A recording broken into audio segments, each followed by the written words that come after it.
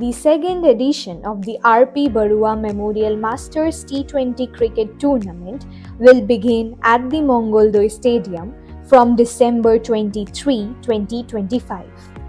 A total of 16 teams from across the state will compete in the event. The tournament is being held in memory of R.P. Barua, who was a renowned cricket coach and the grandfather of Rajasthan Royals captain Rian Parag. Explaining the idea behind introducing the tournament for veteran cricketers, the secretary of the organizing committee, Mukut Kalita, said, First of all, আমি সকলোৱে ষ্ট্ৰেচত থাকোঁ through out the year নিজৰ নিজৰ কামত নিজৰ ফেমিলিৰ লগত খুব ষ্ট্ৰেচত থকা যায় ৱেৰেজ আমাৰ মেণ্টেল আৰু ফিজিকেল হেল্থ এটা বয়সৰ পাছত আমি মেইনটেইন কৰিব নোৱাৰা হৈ যাওঁ বাট যিহেতু আমি ক্ৰিকেটাৰ হিচাপে মনত সেই ক্ৰিকেটৰ প্ৰতি থকা শ্ৰদ্ধাটো বা ভালপোৱাটো সদায় থাকিয়ে যায় আৰু সেইবিলাকৰ কাৰণেই কিজানি বহু জেগাত বা আমাৰ তাতো আছে সকলো জেগাতে ভেটাৰ্ণ স্পৰ্টছ বা ইভেণ্টবিলাকৰ এটা আয়োজন হৈ আহিছে ফ্ৰম দ্য পাষ্ট আমাৰো এটা ভেটাৰ্ণ ক্ৰিকেট হৈ আছিল কিন্তু মাজতে বিভিন্ন কাৰণত সেইটো হোৱা নাই বাৰু বাট এই আমি টাচত থকাৰ কাৰণে ক্ৰিকেটৰ লগত বা আমাৰ বয়সৰ বা আমাতকৈ ছিনিয়ৰসকল যিসকলে 80s 90sৰ ক্ৰিকেটাৰ আছিল তেওঁলোকক আকৌ এটা প্লেটফৰ্মত আনি পেলাই ক্ৰিকেটটো আকৌ এবাৰ ষ্টাৰ্ট কৰাৰ কাৰণে একচুৱেলি ভেটাৰ্ণ ক্ৰিকেটৰ বস্তুটো যোৱা বছৰ ষ্টাৰ্ট হৈছিলে এই টুৰ্ণামেণ্টটোত R.P. বৰুৱা ছাৰতকৈ বেছি সুযোগ্য নাম আছে বুলি মই ভবা নাই কাৰণ 80sত যিখিনি প্লেয়াৰ আহিছিলে বা 90sত যিখিনি প্লেয়াৰ আহিছিলে R.P. বৰুৱা ছাৰৰ কোচিঙৰ লগত তেওঁলোক সকলোৱে প্ৰভাৱান্বিত আৰু থেংকছ টু R.P. বৰুৱা ছাৰৰ ফেমিলি স্পেচিয়েলি মিথুবা এণ্ড পৰাগ দা তেওঁলোকে এই টুৰ্ণামেণ্টটো ছাৰৰ নামত কৰিবৰ কাৰণে এলাউ কৰিলে ঠিক তেনেকৈ তেওঁলোকৰ পৰা যেতিয়া সেই পাৰ্মিশ্যনটো পালোঁ তেতিয়াই কনচেপ্টটো আহিলে যে ভেটাৰ্ণ খেল এখন পাতিব লাগে He expressed happiness over the enthusiastic response received from veteran cricketers. প্ৰথম বছৰ আমি এই টুৰ্ণামেণ্টটো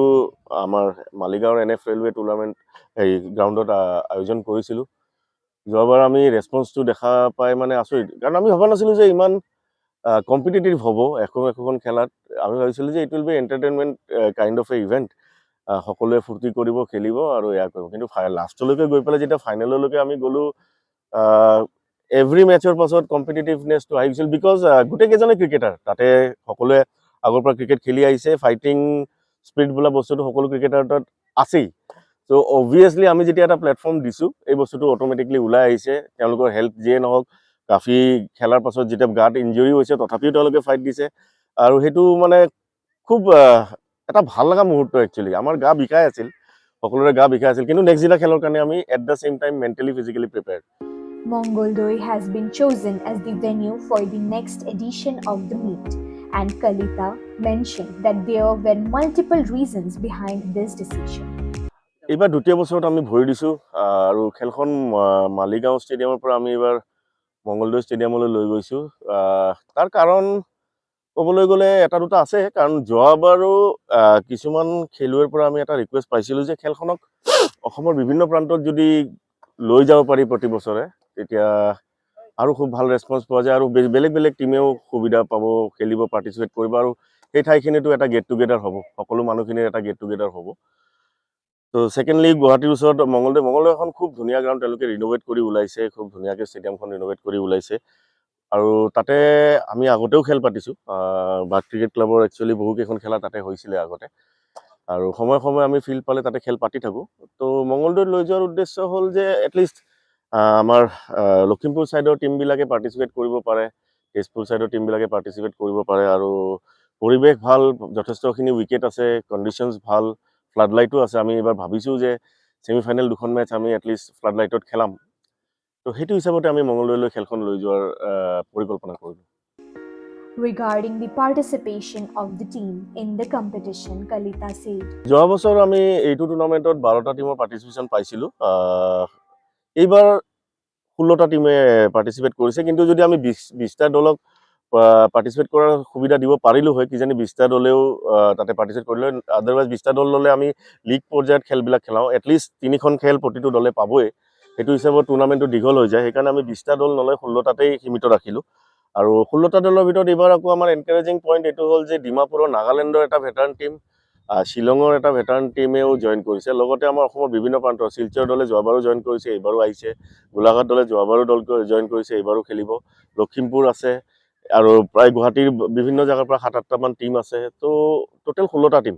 মই গোটেইকেইটা টীমৰ নাম আপোনাক এতিয়া মনত পেলাব নোৱাৰিম, বাট যোৱাবাৰৰ চেম্পিয়ন দল ইলাইট ভেটাৰানছ, লগতে ৰানাৰ আপ আপোনাৰ NF ৰেলৱেজ, লগতে বাটক্ৰিক ক্লাবৰ ভেটাৰান টীম, মঙলদৈৰ লোকেল টীম, তেনেকৈ মিলি পেলাই আমাৰ ইয়াতে 16টা টীমে পাৰ্টিচিপেট কৰিছে। He also outlined the tournament schedule, with league matches followed by knockout rounds leading to the final. অহা 23 ডিচেম্বৰৰ দিনত 2খনকৈ খেল হ'ব আৰু 31 ডিচেম্বৰলৈ কণ্টিনিউৱাছলি লীগ পৰ্যায়ৰ খেলবিলাক চলি থাকিব 3টা গ্ৰুপৰ মাজত। 1 তাৰিখটো আমি এটা ব্ৰেক ডে দিছোঁ। 2 তাৰিখৰ পৰা 6 তাৰিখলৈ ফাৰ্ষ্ট ৰাউণ্ডৰ গোটেইখিনি লীগ খেল কমপ্লিট হৈ যাব। প্ৰত্যেকটো গ্ৰুপত 4টাকৈ দল আছে, 3খনকৈ লীগ মেচ পাব। তাৰপাছত I think from 7th of January knockout phases start হ'ব, quarter finals, semi final and then final. আমি 10 জানুৱাৰী 2026 ফাইনেলখন অনুষ্ঠিত কৰাৰ এটা সিদ্ধান্ত লৈছোঁ এতিয়ালৈ। Speaking about the prizes of the tournament, he said, ইয়াতে এটা কেছ এৱাৰ্ড আছে। যোৱাবাৰো আমি চেম্পিয়ন দলক 50,000 টকা আগবঢ়াইছিলোঁ আৰু ৰানাৰ আপ দলক 30,000 টকা আগবঢ়াইছিলোঁ। Individually daily man of the মেচত এনেকুৱা কেছ এৱাৰ্ড নাই, বাট আমি প্লেয়াৰ অফ দ্য টুৰ্ণামেণ্ট এৱাৰ্ডখিনি আমি কেছ দিবলৈ চেষ্টা কৰিম, লগতে বেষ্ট বলাৰ বেষ্ট বেটছমেনখিনি আমি কেছ এৱাৰ্ড দিবলৈ চেষ্টা কৰিম। আৰু ঠিক তেনেকৈ যোৱাবাৰৰ নিচিনাকৈ আমি এইটো মেইনটেইন কৰিম।